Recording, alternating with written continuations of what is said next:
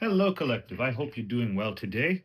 Feels good to be back in the hot seat, not only doing tarot and spiritual readings and magic and whatnot, all things a yogi can happily do, but it feels good to be back at my workstation, programming, coding, working with PCBs. Wow, memories of love. Wow. Okay, so for the collective wishing to hear this, let's get right started. Memories of love speaks particularly of fond nostalgia. Now, that can be with a person, that can be with a certain hobby that you once had, a job perhaps, or just a good experience, a good time in your life. And they are sweet memories. I'm not getting any bad energy from it. I'm not getting any kind of energy where it's sort of toxic or it's sort of being stuck in the past. It's simply imagine on a particularly chilly spring day and it's cloudy, you get a nice parting of the clouds and you get a beautiful little ray of sunshine, warm, ethereal, and a nice kiss on the skin. Who doesn't like that? Now we got two here, so we will at the top of the deck. We got prosperity begins. So right off the bat, this is good. Awareness. You know very well that these memories are not something that necessarily have to come back or necessarily are something that are going to possess you and ruin the present moment. If anything, they amplify it. If anything, they cause a boost. They cause a sense of relief as well if you're going through a particularly stressful moment right now. So once in a while, it's a good thing. Everything within balance, of course. If you have a cup of wine once in a while with a nice supper, nice meal, it's a pleasure. For God made wine to gladden the hearts of men. Did he not?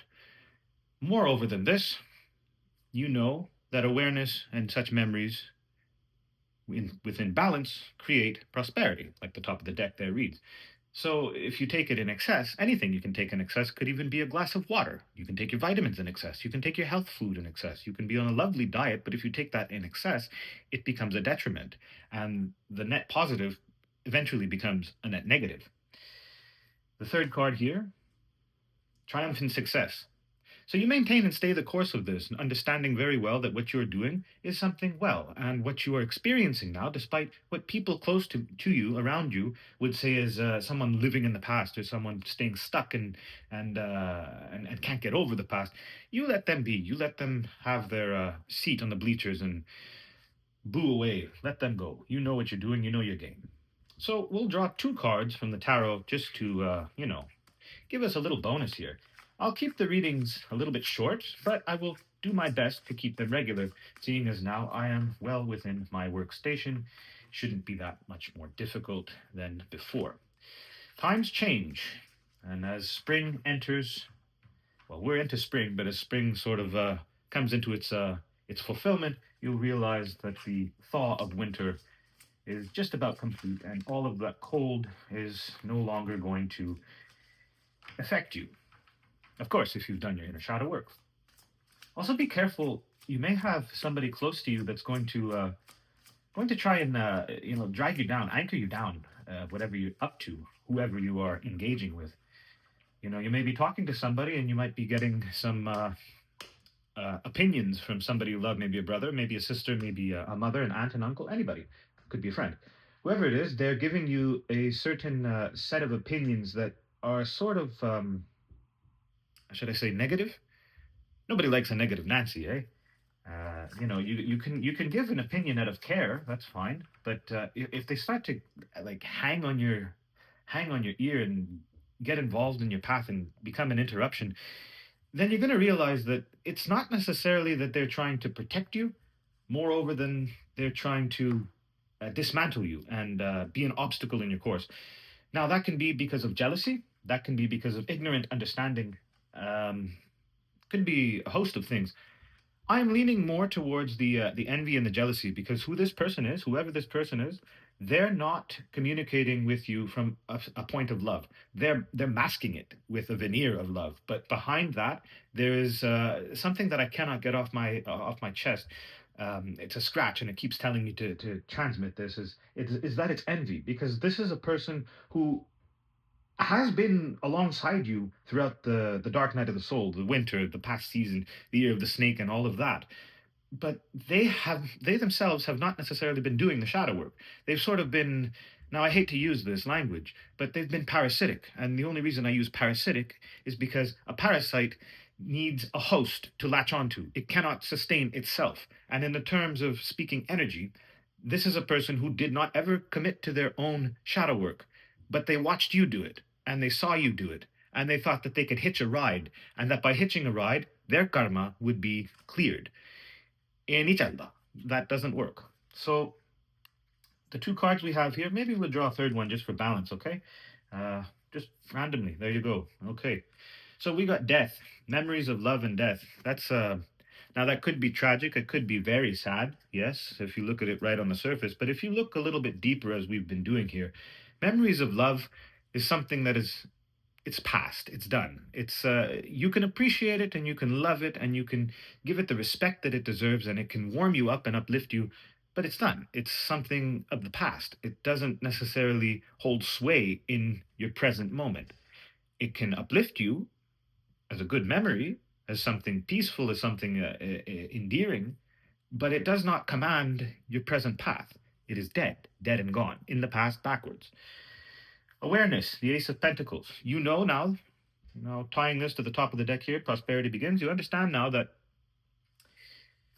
the path that you're on is something new. It's something with full of potential. It's something with a masterclass of vision, something that can take you to places that you have dreamed about going for the better part of a decade for some of you, years for others, and even months for others still.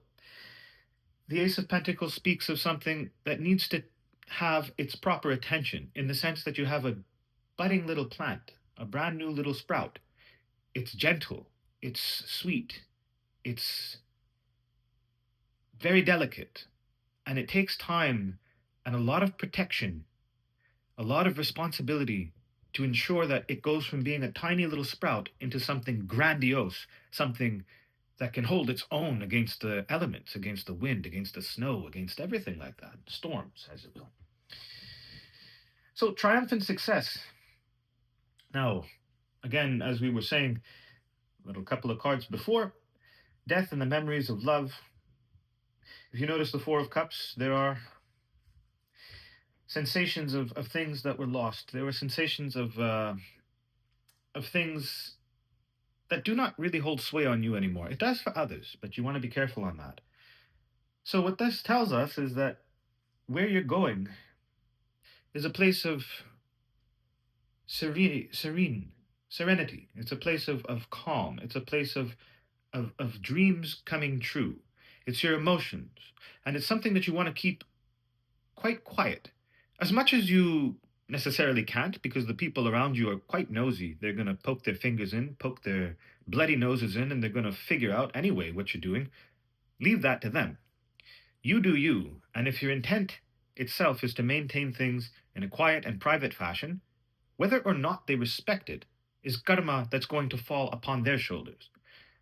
The universe watches, spirit watches, God, whatever you want to call it, that power beyond death, Shri Akal Purkji, the being beyond time and death, watches, takes note, and pays accordingly.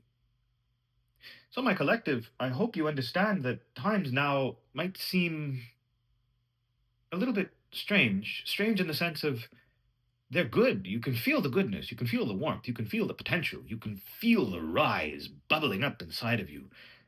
You can feel that shift that all of your hard work and shadow work have done and rewarded you with. You can feel that. But at the same time, you can also feel the hooks, as we can say, like crabs in a bucket, as many like to say.